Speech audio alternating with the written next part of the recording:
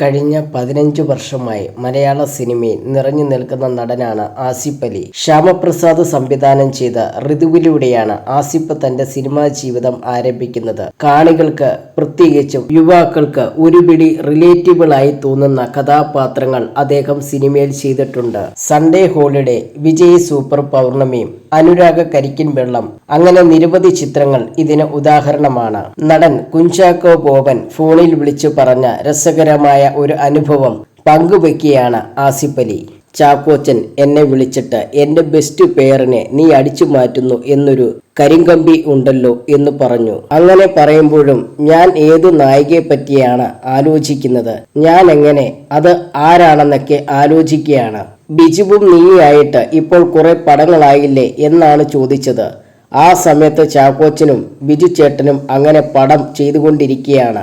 അവരുടെ ഒരു hit combo ആയിരുന്നു, ആസിഫ് അലി പറഞ്ഞു.